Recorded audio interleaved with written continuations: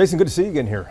Great to be back, Jason. When you look at the March 3rd turnout numbers overall, especially in Hispanic-rich areas, South Texas, places like that, what's the single most important story to come out of the results? I think it's the erosion of the Republican support by Hispanics that we saw in 2024 and 2022 for Republicans begin to roll back into the Democratic side.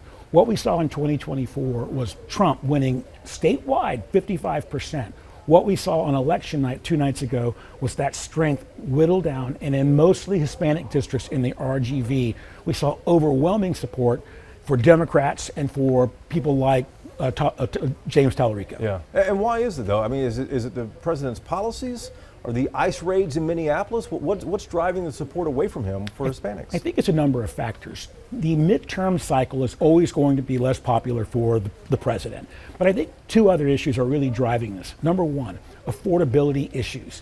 The economics of it, right? I mean, can we afford bread and beans on the kitchen table? Can we send our kids to good schools? Can we get health care? These were all promises that the president made for the Hispanic community that he has not yet been able to deliver on. That's had a major impact. As well, the aggressive tactics we're seeing from ICE has unquestionably whittled down some of the support that the Hispanics were showing for the president earlier on. Could he recover that? Could Republicans recover that before November? Well, in today's news cycle, we're looking at a million stories between now and then, right? 6 or 7 months. Yeah. It's certainly possible for the Republicans to begin the process of rebuilding that support, but it's going to be very difficult in an economy that's facing a war and an economic downturn based on what we're seeing so far in a number of the fundamentals for the president to really show that inflation is now down and healthcare is affordable, and these ICE tactics are being quelled a bit. And unless he does that, it's going to be very difficult to win back these voters. On the Democratic side, James Tallarico won more votes in the Rio Grande Valley, South Texas, Brownsville, Harlingen, McAllen than Jasmine Crockett did. What's behind that? Is it his last name, Tallarico, kind of sounds maybe perhaps a little bit Spanish? Is it he had a longer campaign, she got in the race late? What do you think it is that's driving that? Because I think back to 2018, and Beto O'Rourke didn't do well down there at all against a Hispanic opponent. Tallarico's campaign decided very early on that they were really going to focus on the Hispanic vote. They hired a gentleman out of Washington named Chuck Rocha, who was the Bernie Sanders campaign manager. He truly understands the Texas Hispanic electorate in a way that no other candidates have on the Democratic side for many, many years. One of the things they did was pour significant amounts of money into Spanish language television and non-Spanish language television that appealed to Hispanics in general. And they put a tremendous amount of money in that, and then also Tallarico spent a great deal of time in his ground game in the southern part of Texas. If Tallarico is up against Ken Paxton in November, where does the Hispanic vote go? Well, there's no question that Tallarico has appealed to Hispanics. I just saw this morning in Starr County, one of these very highly populous Hispanic counties, that went for Trump in 2024 to about 52%. Tallarico ended up, or the Hispanics in that region voted 98% on the Democratic side. So the vote is flipping. I think the Democrat in Texas was going to have very good numbers with Hispanics. I think the high water mark of 55% that Trump was able to command in 2024 is probably going to be worked back a little bit. We saw that in SD9, the Fort Worth Senate race. We're seeing it anecdotally at other parts of the state. And no question in the Rio Grande Valley, where many of those counties are highly Hispanic population, have high Hispanic populations, they voted more on the Democratic side of the primary than the Republican side. Tallarico versus John Cornyn. I think it's a different race. Cornyn, I believe, has an institutional advantage over Tallarico. Even with Hispanic voters? Not necessarily Hispanic voters, but just voters in general. Sure. Cornyn has been there for many, many years. He's brought home the bacon, so to speak, in Texas. He's a classic patrician, blue blood Republican. I think people go home and vote for the GOP senator if it's Cornyn. I think with Paxton, because of the headwinds he faces with the controversies, there's more of a race there, but I think Cornyn's probably able to eke out a victory over Tallarico, much like Ted Cruz did over Beto in 2018. Democrats have, well, let me ask it like this. the primary election results showed that the Democrats did well with Hispanics again. Are Democrats still underperforming in any Hispanic areas that you've seen across the state? I don't think so. I mean, Really? I think you're seeing the watermarks come back, right? Is that because of candidates or is that because of message? What do you think it is? Or President I Trump? think it's both. I mean, President Trump had an appeal for Latinos in Texas, all around the South region, the Southern region, as well as North Texas, that other candidates did not bring. I think Harris underperformed with Latinos because of the appeals that she made message-wise around transgender issues and non-faith-related issues that were problematic for the Hispanic community. I think now that there's somebody that talks about faith, that talks about kitchen table issues and affordability, I think the Democrats are starting to win back some of the support that they lost to Trump in the last election. One of the Democrats running for Congress in South Texas is a Tejano star, Bobby Polito. And a lot of people are watching this nationwide to see if he can flip this Republican district. When Republicans redrew the congressional maps in Texas last year, they thought they were getting 5 new congressional seats here to help out President Trump. Do you think they're overexposed based on the president's first year and a half in office here and with someone like Tallarico on the ballot? If you look at the 7 districts that were redrawn by the Republican legislature in this last legislative session, most of them ended up R plus 12, 7, 8, whatever, right around that low double digits. If you look at what happened in SD9, the flip was the State Senate District 9. The State Senate District 9, which is a bellwether county, by the way.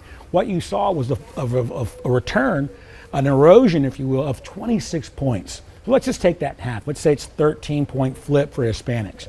Now all of those R plus 8, 9, 10s are in jeopardy. So I do believe that the numbers that they expected are probably not going to be realized. I think Democrats of those 7 districts are probably going to win 4 to 5. 4 to 5? I think it's going to be 4 to 5 really? Of those districts, just because of what we're seeing fundamentally among the Latino vote. Remember, Latinos now are the last standing swing vote, right?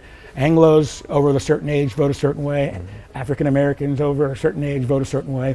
But Latinos have shown the ability to vote in Republican elections and in Democrat elections for a Republican candidate or a Democratic candidate, a true swing vote.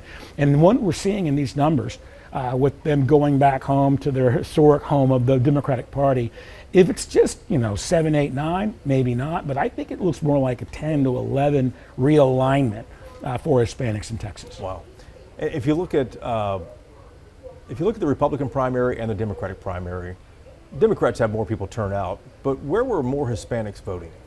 If you look at the different districts and the precincts around the state, I mean, obviously in the Rio Grande Valley, Hispanics voted overwhelmingly for Democrats this time. They went to the Democratic primary. In the regions like Dallas, Fort Worth, Austin, San Antonio, you saw the numbers also move, right, to more Democrats, but I think that was more a function of the general electorate. I don't know if it was driven exclusively by ethnicity, right? So I think if you look at the Rio Grande Valley, that one moved tremendously, but I think if you look at the major city centers, the MSAs in Texas, it's a little less pronounced. What would you predict then, based on what we saw on Tuesday? What are you predicting turnout-wise for November, as far as Hispanics go? Well, there was a record turnout in a primary that we just saw, right? So for the very first time, the number exceeded, 4.5 million, I think, for people that showed up in a primary, which is unprecedented in the last 20 or 30 years for people to show up like that. In fact, it was a record. So I do think you see a lot of enthusiasm among Democrats. I think you saw that in the SD9 race that's so important.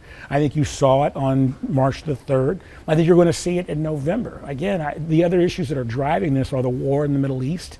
That will continue to have an impact. I think these ICE issues, again, if the president is going to throttle back a little bit on some of those issues and start and not utilizing these aggressive tactics, that may soften the blow. But if we continue to see people all across the country be impacted by these ICE raids, impacting families and impacting people who would otherwise not be impacted, I think there's going to be lots of enthusiasm on the Democratic side, and couple that with the fact that it's a midterm. Midterms always show the other side doing well. I think it's going to be a record turnout, and I think that's another reason why there's going to be some surprises on election night, November. What do you think? What surprises? What are you looking for? Well, I think if it's Paxton running against Tallarico, I think we could very well be seeing an opportunity for statewide. If it's Cornyn, I don't see that, which is why I think the president is likely to endorse Cornyn. And if that happens, I think that puts to bed this idea that a Democrat can win the state. But I think other kinds of races that are going to be interested are going to be in the state house. I mean, there are a handful of districts around the state that are still, pretty closely aligned. Here in Dallas, we've got Morgan Meyer, we've got Angie Button, who are very, close. I think they're strong candidates. They showed that on election night. But in a wave election, even strong, good candidates can have some troubles. And so I think we're going to see some of that happen. You've warned before that the Democrats' past talk of defunding the police has hurt them. Everyone has seen that as well, too. But now we're in the middle of this funding fight for the Department of Homeland Security. If I'm on the Republican side, I'm thinking that's pretty easy to say. Democrats are defunding the police, DHS. Is that going to come back and bite Democrats? I don't think so. You don't think so? What we saw in 2022, I believe, with the defund effort, it was driven around a lot of the controversy that was happening in Minnesota at the time. Another Minnesota incident with George Floyd. Right. And so, and literally they were campaigning on defunding local police, right?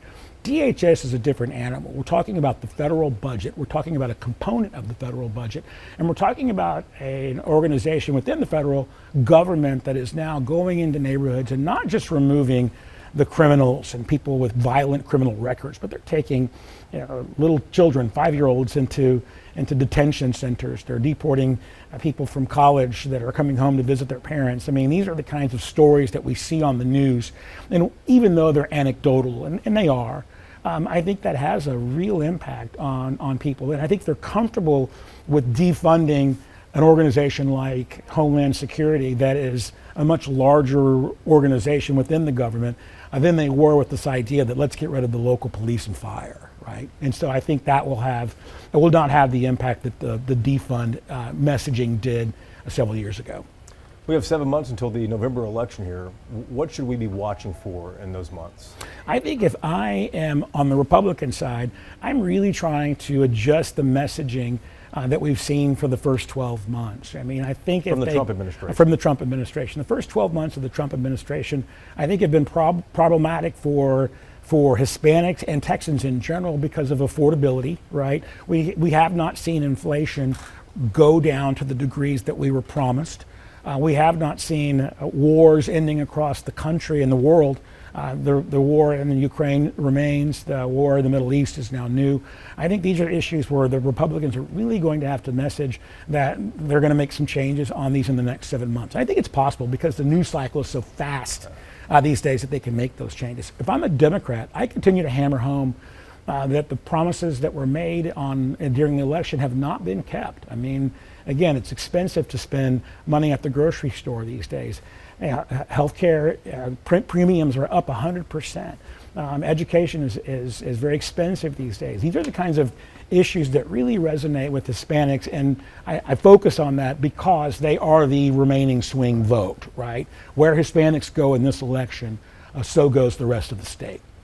When you zoom out and look at what happened for the primary, can Republicans still turn around the Hispanic vote, still attract them, even if they run away from President Trump and the issues from his first year in office? I think they can. I like to talk a lot about that Hispanics never vote for the color of the jersey. They're not Republicans or Democrats. They vote for the individual who can most help them have a life that they aspire to. Chuck Rocha said it the other day in the Wall Street Journal. Hispanics are aspirational people, and they seek goodness in their homes, and they want a better life for their children, like all Texans do. Unless the Republicans are able to really refocus on that message, they're going to continue to struggle with that. But I do believe that Republicans can talk about some of the good things that are happening. There's no question that the stock market remains very strong and resilient in the face of these wars we're seeing. Tariffs, because the Supreme Court has recently said that they're not legal, will probably result in lower prices at the grocery store because tariffs will be gone, which is our tax on people. And I think these wars will ultimately, burn out before the election. So those are three issues where You're hopeful, Jason, on all this well, stuff. I'm an optimist by. Yeah, I'm you're an optimist. aspirational. Aspirational for sure. But I think if Republicans can focus on those three things happening, I think they can win back some of the votes that they've lost recently. Yeah. Jason, good to see you, man. Hey, great to be back. Thank you so much for having me.